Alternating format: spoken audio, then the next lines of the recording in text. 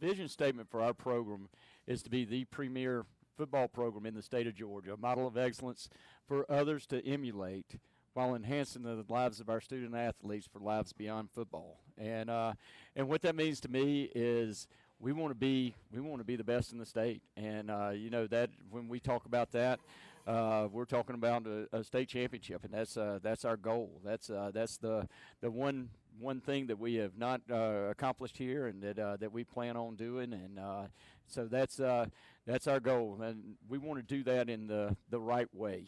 And what I mean by that is, there's so many ways to sell out a football program in today's world, and to take shortcuts, and it be about going and getting great players and all that stuff. But we want to do this in the right way, and then finally, while enhancing the lives of our student athletes for lives beyond athletics.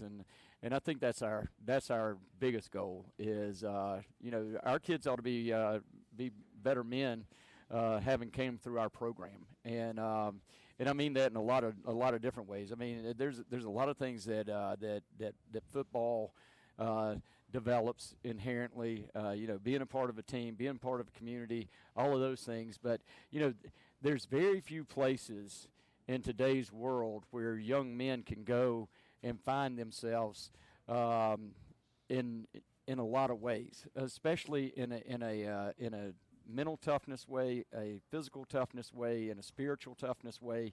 And football is still one of those places where it's okay for a guy to get knocked down and maybe break his skin and have a little blood somewhere, and for a grown man to look at him and say, "You're okay," wipe it off and keep going. And I've said a lot of times, I hope that my daughter finds a guy that is mentally tough, physically tough, and spiritually tough, because life is tough. And I think that football's still a place where we can establish that, and we can help these guys establish that as a characteristic that they'll use throughout the rest of their lives. All right, so we got a vision there. One of the things that he also said is the game of football makes you a better man, that makes you meet expectations, and I thought that was pretty good too. Yeah, so it's I think we fail to set a high bar for our kids sometimes, and I think our kids have heard me say, don't mistake compassion with leniency. It costs me nothing to set a low bar for a kid and say, hey, that's okay, and try harder next time and all that stuff. It's a lot harder for us as men and coaches and leaders of our youth to set a high bar for our guys and to expect them to get there. And when they don't, you get behind them and push them and try to find every way that you can for them to reach a high expectation. I think it's okay to have high expectations, and certainly I have those expectations for our kids. All right, good deal. Well, let's talk a little bit about football here. All right, so first week, 42-6 over White County. Give me a couple of things about that game that made this past week so successful. Well, it being the first game, you're always a little nervous about the first game, and don't really know what to expect. But and we made some mistakes. We did, and it's that time of year where you're trying to get better and fix those things and overcome those things. But I can tell you this: I thought for both games, for the first two games, that we were the most excited team to play, and I think that's really important. I think that you've got to play with this game with a great amount of enthusiasm, and I thought we were that, and I thought that we were the most physical team on the field, and I thought that we were the best conditioned team on the field, and I think that's a great place to start with physicality, playing with great intensity, and then great emotion, and being able to have the stamina to sustain that for 4 quarters. Well, and just to cut in, Coach, you Sure. mentioned you had some mistakes there, up from the press box and calling a game, and, of course, looking back at the stats, it doesn't look like a whole lot of mistakes. We had 2 games here where one half was continuous running clock, and I think the fourth quarter in our second game against Fannin we had Right. a continuous running clock, and we've only allowed 6 points. So that's that's a great feat at the beginning of a season to set your goals high. They're meeting those expectations, it seems. Well, and let me say this, and so we're going to coach the same, we're going to play the same, we're going to do everything to our standard, and that doesn't matter. So we're not going to play to a scoreboard. Right. It doesn't matter if we're up 42-6 or if one day that we're down a couple of scores. We're going to play to our standard regardless of the scoreboard. So I think that's something that we're striving to do right now, and I think we've done a fairly good job of that. All right, good deal. Let's talk about, I'm going to kind of combine the first two games stat-wise. Sure. Because we didn't get to talk specifically about White County last week. So, obviously, from a team standpoint, we've rushed for 488 yards for an average of 244 a game. We've passed for 377 for 188 yards per game for a total of 865 yards. 432 yards per game. So give me a little. That sounds like a pretty good offense there. 400 yards per game. What do you think? Yeah, those numbers are pretty good, and I've never been a big stat guy, and a lot of times I can't tell you exactly what our stats are after a game, and I'm more of a how did we execute guy, and so the stats are gonna go up and down a little bit, and certainly they can be important for individuals especially, and we want to keep that in mind. But the most important thing is that we play to our standard down after down after down, and I think it's a reflection of what we want to be offensively, because they're pretty balanced, as far as run pass and those types of things. And I think this is going to sound like I'm a stat guy when I say this, but you really and truly, you said it. Our varsity guys didn't play the fourth quarter of the Fannin County game and didn't really play the second half of the White County game. So you're really talking about 3.5 quarters of stats there. Okay, that's right. All right, let's talk about from an offensive standpoint. That duo you got in that backfield. Yeah.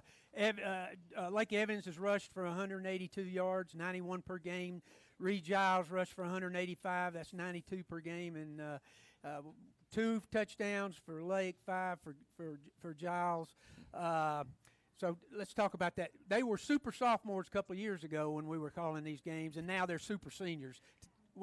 You got to feel happy about those two. Well, I'm not. I'm not happy that they're seniors. Oh, okay.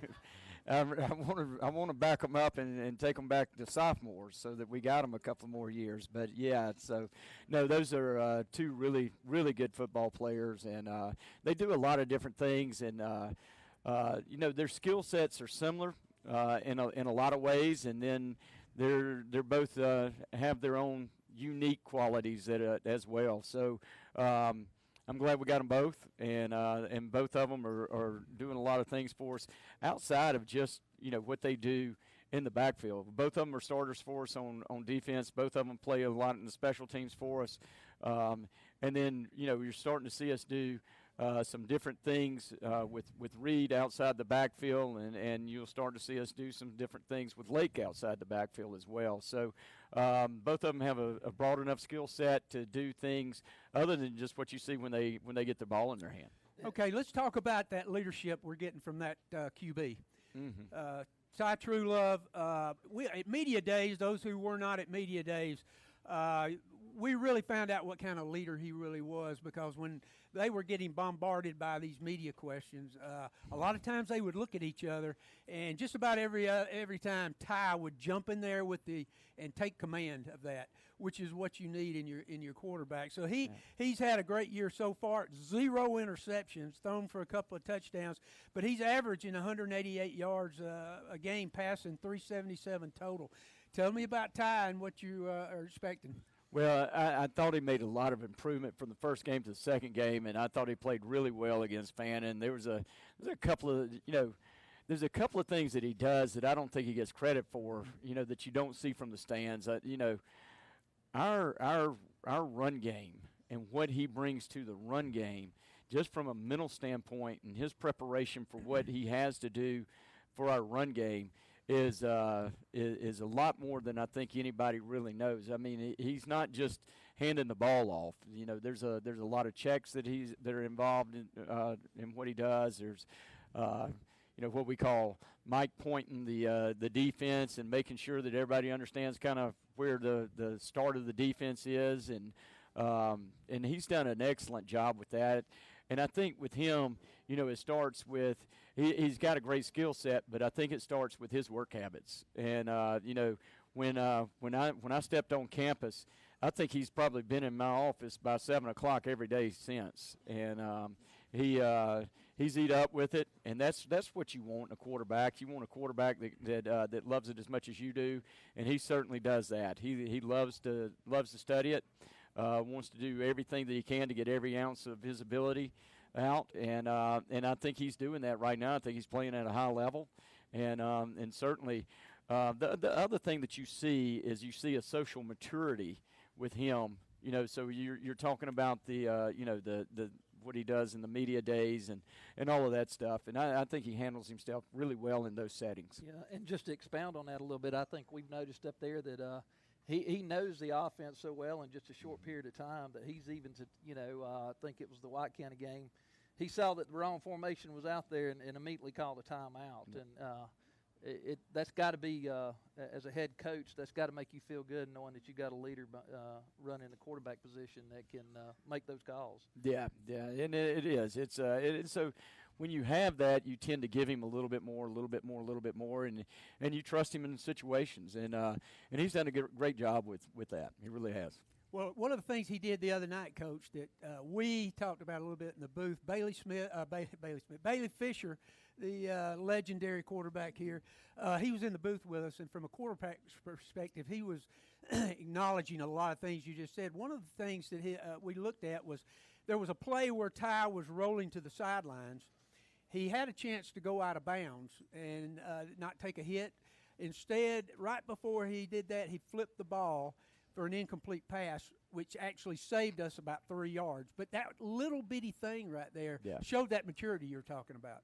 Yeah, so the situation I think you're talking about was, and let me say this, it was during a 2-minute drill. It was? Okay, and so that's something that we've got to improve on. And look, and nobody blew it any more than I did at the end of the half.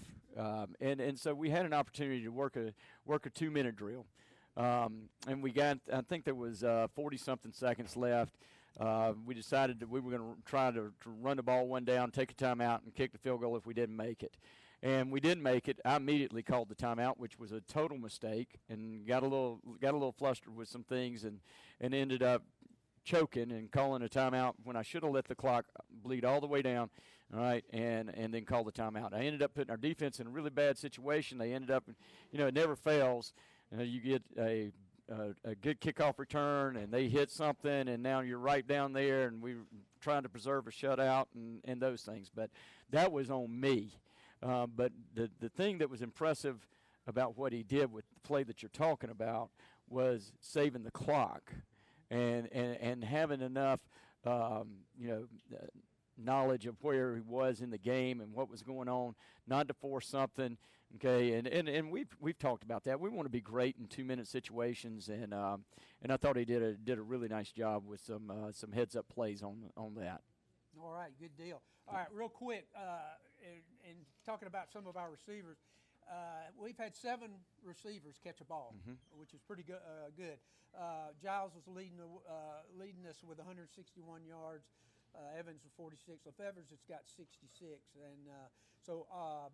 Those have been our main receivers, but Ty's done a great job of finding them, especially with 7 receivers. Yeah, so number one, it's a blessing to have a lot of different guys that can make plays, and I think, you know, if you're going to be good offensively, you've got to be able to spread the ball around to a lot of different guys, and we've had guys that have stepped up and made plays when they've had their opportunities. You know, Reed Burrow made a play on the goal line down there that was as good a play as there was in the game. You know, the defensive end just grabs him and tries to keep him from getting out. He throws the guy off of him, beats the corner on the inside. Ty puts a good ball on him, gets the 4th and makeable, so we go for it on 4th down. That was a big play. You know, Reed Giles is like I said, his skill set is unbelievable. You know, the one-handed catch on the post was phenomenal. And he decided to do a little pirouette while Yeah. he was doing it. And then and Reed Lefevers has stepped up and made several plays for us. Had an unbelievable catch in the end zone on the touchdown there.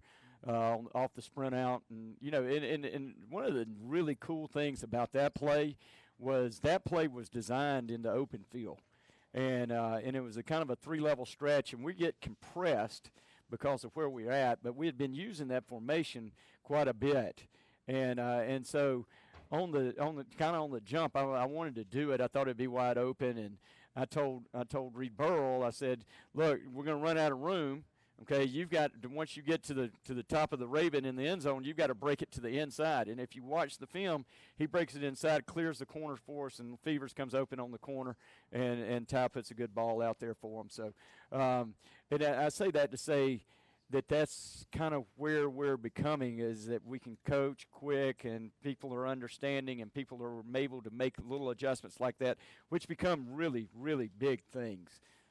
In the grand scheme of things. So, and you know, but I thought we accomplished a lot in the game. I'll tell you a funny story. So, at the end of every night, okay, for 30-something years, I've asked my wife Claudette and my daughter Kennedy. I was like, "How are the stands?" And they will tell me, you know, "Oh, it was good tonight." You know, it was good tonight, or, well. The one thing I asked Kennedy, I said, how were the stands? And she said, Daddy, they think you ought to run the ball more. And I said, what are you talking about? And so what everybody is talking about was when we get it 3rd and 1 on the inside the 1, and we have the opportunity. And look, I promise you, I know that we could line up and run it behind Booger and shove it in there one more time. But there's different reasons why you call things. There's different reasons why you work stuff, and that game was well under control. And so there was, you know, there's a place where we're going to need that play action. There's a place where maybe we want to give a kid an opportunity to go make a play, you know. So there's different reasons why you do stuff at certain points in the game. You know, if that game's on the line, then we probably do line up and give it to one of those backs and shove it on in. But you know, there's a couple of different situations like that, like we're talking about with the 2-minute. You know, the game's in hand even at halftime for both games, but we had an opportunity to work a 2-minute drill. We need to work a 2-minute drill because there's going to come a night where we're gonna need it, and we made mistakes, you know, through both of them that we can coach from and get better at. I think we even touched on that in the press box, that we saw that opportunity there where, you know, you could have ran it in. Yeah. The game was well in hand, but you saw an opportunity there. We can work on something else, like you said, to see when we need that. Right. Are we going to execute like we're supposed to? That's right. So and you know, can't beat experience. Right. So that's right. And our kids work hard throughout the week, and they deserve the opportunity to execute the plays that we've practiced throughout the week. You know, so we're going to certainly try to do that, because I think one of the most frustrating things as a player is to go out and work something all week, and then you've worked it and you've worked it and you've worked it, and then your coach doesn't call it on Friday. You know, so we try to avoid that as much as we can. Certainly, there's always a little bit of overage that you carry into a game, but we try to avoid that. And just to touch on something else, you mentioned it about quick coaching these kids, and we'd already talked about it just a few minutes ago about you know, 3.5 quarters. You know, you're getting a lot of substitutions in there with your underclassmen. And you know, just, you know, expound on that a little bit. I mean, you brought in substitutions in the 4th quarter of this game, and we still held a shutout. Yeah. That's something as we're really a proud pure of. fan, Yeah. and as a defensive fan, I mean, Yeah. love it. So, Yeah. you know, just, you know, expound on that. Just Well, I can tell you this. I know when we went on our run at Peach County, we started looking around, and so when we were playing, you know, 13, 14, 15 games, you know, you get a senior class that's got a whole extra 2 years of football underneath them. And so all those quarters, all those reps, all those snaps count for your program as a whole. And here's where I'm at. And I said this earlier. I'm not a big stat guy. I had rather our entire team get on the field in the fourth quarter than run up stats. And because I think, it's important for our guys to get on the field from a program standpoint, from a standpoint that they've been busting their behind all week and they've been playing their role on a scout team maybe, and they deserve to be able to be on the field when we get those opportunities. And we're not going to have those opportunities every Friday, but when we get them, those guys deserve to play. And so we're gonna play those guys as much as we can for selfish reasons and for reasons for them. Absolutely. No. You mentioned in our meeting during the summer, I wrote this down. You mentioned in today's world of football, it's important for the sacrifices of those on the sidelines, meaning those second and third team guys. Yeah. The sacrifice they make during the week, and sometimes they don't see the field. But we have seen we've seen some freshmen really step up. The other night, Bradley Lewis made a sack. Yep. And we went wild in the booth. I mean, it was a great play. So yeah, some of those freshmen are stepping up. Amir Thompson. Yep. So we are having a lot of success with some of those younger guys. We've got a handful of them that are playing significant snaps right now and doing really well with it. All right. One of the things. Let's talk about defense real quick. Coach Holcomb, there we've talked enough about you in offense, so we're going to go moving over to the defense now. This was what was amazing to me so far is 24 players have made tackles on this team. Yeah. So I think, I think it's the same conversation on a different side of the ball. I think just playing with the right intensity and the right motor and getting 11 people to the football, and, it's something that Bill emphasizes, that we emphasize as a staff, and I think our kids have bought into it, and our kids are playing – with their hair on fire, and everybody's getting to the football, and that's the way that you start with good defense. I think that's where it starts. And we've had 8.5 sacks already this year in 2 games. Yeah, so we're excited about our defensive front, and our defensive front can produce some pressure by themselves, and then we've added a couple of pressures along with it. So it's a mix of the two. Well, and also that goes along with that, our two safeties, Giles and Evans, have made 20 tackles from that position. Actually, 22 tackles from that position. Yep. So that tells you that they fly into that backfield faster than sometimes the back can get out of it. Yeah. So tell us real quick about Coach Stewart and what he's brought to this team. Yeah. So I think his attention to detail, especially. All over the defense, but I think some of the things that we do up front are really unique, and I think there's just a lot of detail in the way that front four is coached, and his specialty is linebacker play, and I think we're getting really good linebacker play right now. And then I think on the back end we've got some talented kids back there as well. So I think it's top to bottom. But I think maybe the unique thing is in some of the things that we do with that front. Okay, real quickly, tell us about that offensive and defensive line who have been really kind of the story so far. They've really played well. Yeah. So offensively. Graduation hit the offensive line really hard, and we've got some guys that are having to step in that really haven't had a bunch of snaps, and so there's been a lot of growth there. Zach Gordon is our center, and he's a returner, and he's a really solid player, and kind of directs traffic up front for us, and gets a lot of guys in the right place for us, and has played really well, and you're seeing growth up there, each and every week, and that's what we want to see. That's important for us to get better, because everybody sees the skill players, and then when they break one for 60, everybody's like, golly, what a run, and then when they get stopped for -2, everybody's like, who missed that block, and that's kind of the way that rolls. So, but.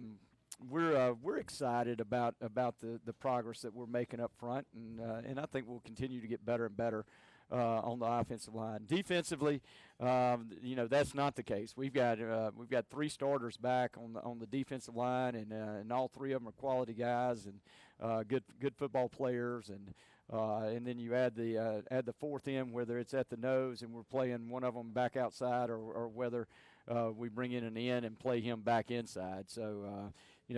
Ethan has obviously been a starter around here for a long time, and is a really good player. And then Dane moved positions and moved down this year, and has made that adjustment really good. And Ryan Yearwood's got as good a motor as anybody on our football team. And then we've got a couple of linemen that we're throwing in there to fill that nose position.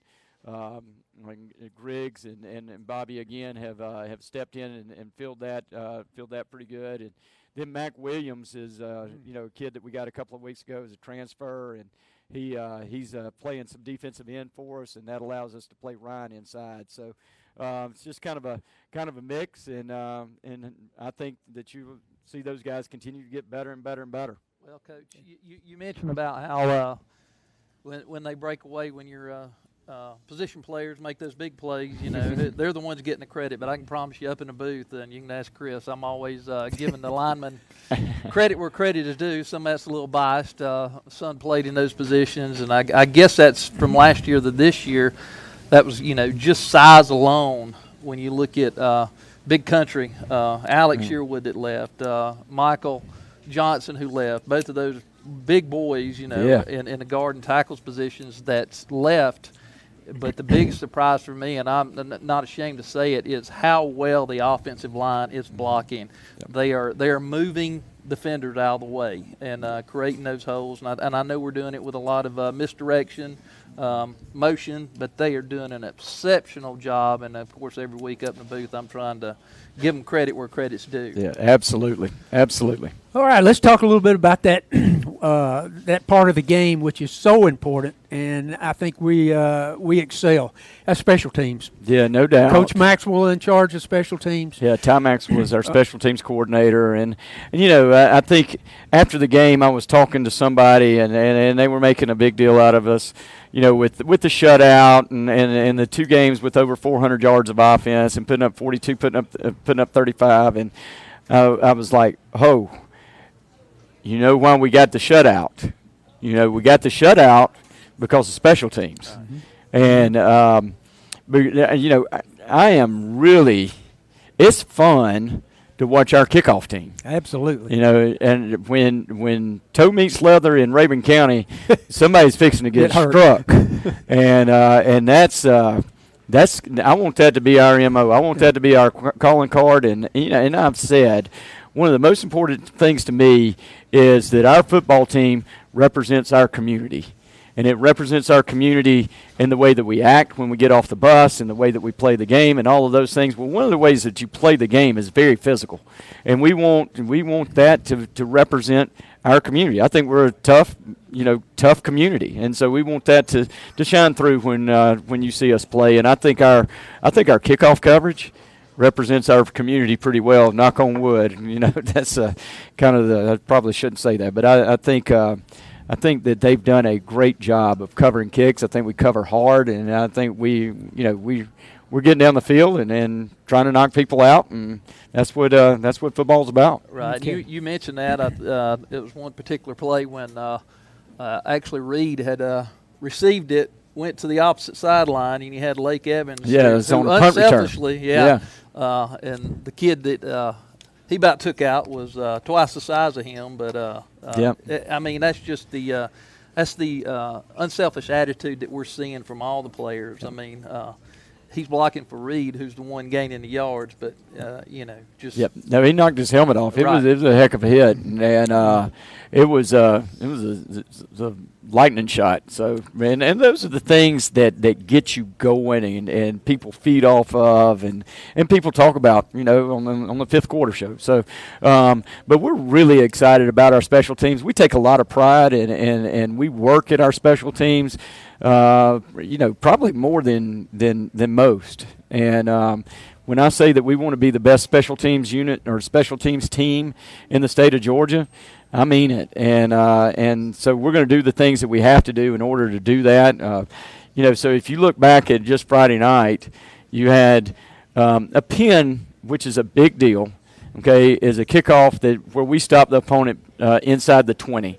Okay, and I think we had 3 of those, maybe 4 of those. Yes, we did. And the week before it was about the same, and so the big deal there is if that opponent starts inside the 20, their chance of scoring is like 17% or below. And that may be a college stat, so I would imagine in high school it's probably even a little bit lower than that. So that is that's a big deal. And, so that's one thing. You had a block kick, okay? You had a blocked PAT field goal that preserved a shutout. Okay, and Lake even came in at halftime and said they're blocking out on Reed. I'm going to be able to block it, and called a shot and came out there and did it in the second half to preserve the shutout. So great job there, and so we blocked the punt, and then like you said on the punt return we knocked the guy's helmet off. So I think our special teams deserves as much credit as our offense and our defense, and certainly it's a very important third of the game. Right. I think even it was either this week or last week. It's starting to run together. We had a punt that went got out on the 2. Yeah. I forgot to mention. Christian nailed one that rolled out at the 2, and it was a heck of a punt. And we get excited about those things. And although in these games it didn't matter, at some point those are going to be game-changing situations. It changes the momentum back in our favor. That's right. So great job on that. Yep. All right, let's don't forget the Avila boys. 4 for 4 on field goals, including a 44-yarder. Yeah. And hadn't missed an extra point. So the kicking game has been on top of it. Yeah. One of the things that we've talked about, too, is we've noticed I predicted before the year Lake Evans would return a couple of kicks for touchdowns based off of what he's done in the past. But this year they're not even kicking it to him. They are kicking it away from him. So he has quite a reputation on that offensive side of the ball. All right, let's talk about the players of the week. Yeah. This past week. Yeah. So get these guys. I think they're both here. All right. Yeah. All right. So our players of the week this week. Our defensive player of the week is Reed Burrell. All right. Good deal. Reed plays safety for us and had an outstanding game. I'll let him tell you how many tackles he had and some of his stats, but if you want to ask him some questions. Well, I tell you what, I would like to ask you about, you're playing both ways. And so you like offense better? You like catching that ball? You had a couple of good catches. It just depends on the night and day. I like to go out there and hit somebody. You like to hit somebody. All right, man. That's that Rabun County toughness. All right. We love it. All right. Reed Burrell. Hey, stay up here. Stay up here. Our offensive player of the game was Ty Truelove. Ty, like I said, had a great night at quarterback and just directing our offense, and not to mention, I think he was 19 of 27. Is that right? That's 19 correct. of 27 for like 220 yards, somewhere in that. Yeah, somewhere in that neighborhood. And good night throwing the ball, but just all the different stuff that we ask him to do. I mean, putting us in the right protection, putting us in the right mic points with all of our run game, getting all the checks, and did a great job with all that. All right. Hey, Bailey Fisher the other night, very complimentary of your game, and he pointed out that there were a couple of times, you're under center a lot more this year. And so taking that ball from direct snap, a lot different than standing back there at the pistol or shotgun. And Bailey pointed out and was accurately pointing out that you came to the line, and as Coach talked about earlier, you were actually directing, talking, pointing, telling everybody what's going on. Tell us a little bit about what you're reading when you get up there to the line.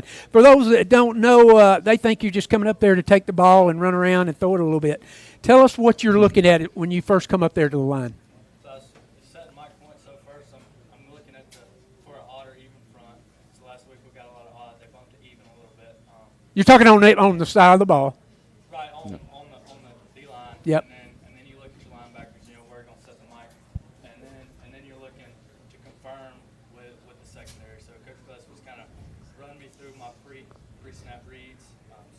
So he's helped me out a lot there. So those kind of levels. You're going to the D line first, then you're setting your mic, and then you're seeing what you got to say. All right, a lot of these people don't know what second mic is. Tell them. All right, so it's setting the mic. It can kind of change the play. Tells tight end line where to block. You can go. You know, it can control if your tight end's blocking we call it a +1. So stuff like that. So it's kind of telling our line work. Does a good job of it. Yes, he has. All right, so all you thought that he was in the huddle drawing something up on the dirt, it doesn't happen that way. It takes a lot of smarts to be up there in that position he's in, and we thank you for working so hard to get these people set. Very good. All right, so. Yeah, they couldn't hear. Oh, okay. All right, well, we'll work on that. All right, thanks, guys. All right. Special teams player of the week could not be here. Yeah, J.K. Frooster was our special teams player of the week, and he had to work tonight. So I'll take up for him on that one. He told me that he couldn't be here, but and he's played well, and he's on just about all of our special teams and does a good job on those. All right, good deal. We're running out of time here, but I would like to maybe take a couple of questions from the audience. Sure. Anybody got a question here? Hobie Jones. The spread offenses are arrayed, but that's not what you're doing. Yeah.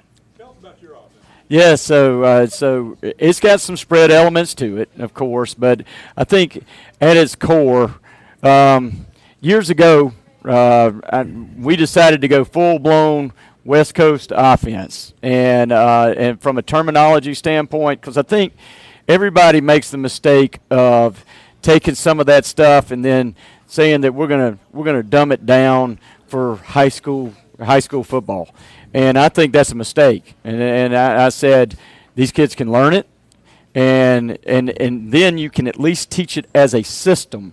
Whereas when you take pieces of it, it becomes hodgepodge, and it's just total rote memory. Where we're trying to teach a system, and so once the kids start to totally own and understand the system, it makes adjustments and all of those things easy. But we're a multiple West Coast offense, and I think when you watch us, you're going to see concepts that you'll see on Saturdays and on Sundays and those types of things in the pass game. And I think everybody has kind of blended zone runs and a couple of gap schemes with West Coast. The run game is not exactly what it used to be years ago. When Bill Walsh was running the West Coast, everybody started to kind of blend the zone and what we call duo or some gap schemes in with it. So that's basically who we are. We're a multiple personnel team. We're going to play, 11 personnel, 10 personnel, and we're gonna move our guys around and try to get them in the best position to make plays for us. How thick is that playbook? It's not too bad. Why don't you can ask some of these guys? It's a lot. It's a lot. All right. Well, for those out there who like to watch Sunday football, you in preseason put out some stuff about certain teams in the NFL. What teams did you like? What you like? Yeah. So your root West Coast teams, or I guess your base West Coast teams, are going to be like the Rams, the Packers. Those are guys are your base West Coast teams, and then you look at depending on what they're playing with at quarterback, how they how they evolve from that. Whether it's a lot of play action and shots, or is it incorporating some RPO stuff with it. And so we spent a lot of spring and a lot of summer just trying to kind of find ourselves and throwing a lot of things at our kids so that we can kind of see who we were. And now we're starting to develop an identity and starting to kind of see what we will be for the rest of the year. All right, just real quick for those high school buffs out there who know a lot about high school football over the years. I see some older folks out there who may know some of the coaches who influenced you. Can you name two or three of those guys? 'Cause these are highlights right here. Yeah, so I was really blessed. When I was doing my student teaching at the University of Georgia, I had a guy that was a GA, and the guy that was a trainer on the team. His dad was T. McFerrin. Rob McFerrin was a trainer on our team, and I said, "Man, I'd love to, go do my student teaching under your dad." And we got it worked out, and I got to start with T. McFerrin, and that was, and T unfortunately passed just back this summer, and he's one of the legends of football. And then I graduated and got finally into to high school football, and I won't tell the truth. I will tell the truth. All right, so the truth is that I was at Gardner-Webb and was not making any money as a GA. I was broke and living in I was living in a room about the size of this table on the back of some urinals in the locker room. True story. All right, and wanted to get married. And I was like, where am I gonna take my wife? I don't really even have a place to live. I was basically homeless and without any money. And she was very patient and very supportive, and said, well, we can just wait. And I said, well, how long do you want to wait? And she said, I want to wait until you can buy a washer and dryer. and that was the true story, was that she would marry me once I made enough money to buy a washer and dryer. So I got out of GA and go to Thomasville, which was a total blessing. And I got to work for a guy named George Bobo, and George has been such an influence throughout my career and throughout my life, and is such a great man outside of being an outstanding influence and coach and all of those things. He's really had a huge influence in my life outside of just coaching. From there, George decided to retire and goes to watch Mike play. And so we kind of all busted up, and I got an opportunity to go work for Charles Winslet, who's also a Hall of Fame football coach. And Coach Winslet, a legend. Yeah, Coach is one of the smartest guys that I've ever been around, and an excellent mind for the game, and influenced me in a lot of ways. And then I left there, and Coach Rodney Walker gave me an opportunity to go be an offensive coordinator at Peach County, and Coach is another one that just influenced me in so many ways, and I wouldn't be where I am, as far as the opportunities I've had if it weren't for those men, and I'm so grateful to be influenced by that group of men, and it's a who's who list. All of those guys, for those of you who don't know, are legends within the Georgia high school football, and he worked under them, and now he is bringing up coaches that are one day going to be sitting at a table going, Rance Gillespie helped me become the coach that I am. And that's what's so important, is the effort and the work that you put in to help these other guys. It's really great. So, well, I appreciate that. Is there we got time for one more question? Let's do one more. Let's. We forgot to mention the 12th man. Why don't you do that? What would you think about our student section? I love the student section. I think we got the best student section in the state. Yep, no doubt. I even had questions from the opposing team. Some friends on the opposing team asking about that, and. Of course, it's exciting to see our atmosphere. We're grateful to be able to play every Friday night in that atmosphere. It's an awesome atmosphere, and those students play a huge part in that.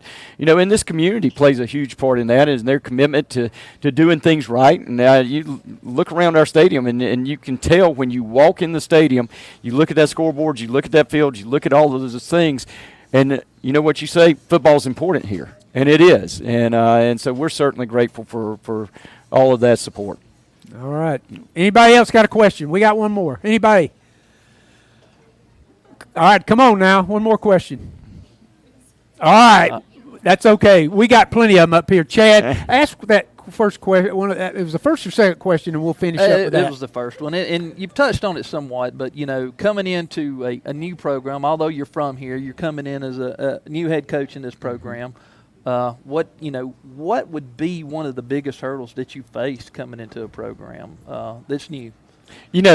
I think that your buy-in from the kids is the first thing that you've got to get over. And I think, so many times when you go into a place, especially your older kids that have maybe been around and done it a different way and those things, some of those kids want to kind of dip their toe in the water and kind of say, well, let's Nobody kind likes of change, right? let's just see how this goes. And our kids have not done that. Our kids have bought in. They jumped in with both feet, and that's going to allow us to get there a little bit faster. And so many times you hear in transition it takes a graduation, and that's why, right? Because you're waiting for buy-in from the kids, and our kids have not done that, and so we expect to be successful immediately. Excellent. So. All right, good deal. All right, so we're off this week, as everybody knows, but we're going to get rested up because all of us are going to go over to the west side of the state to Dalton. Dalton Catamounts, one of the most historic programs in our state. Did you know Bill Chappell, by the way? I don't know that he would say that he knew Rance Gillespie, but I knew Bill Chappell, certainly. Okay. he was a legend at Dalton, and they've got quite a program. And so we're going to head over there in 2 weeks, and Coach will all be there. We're looking forward to it.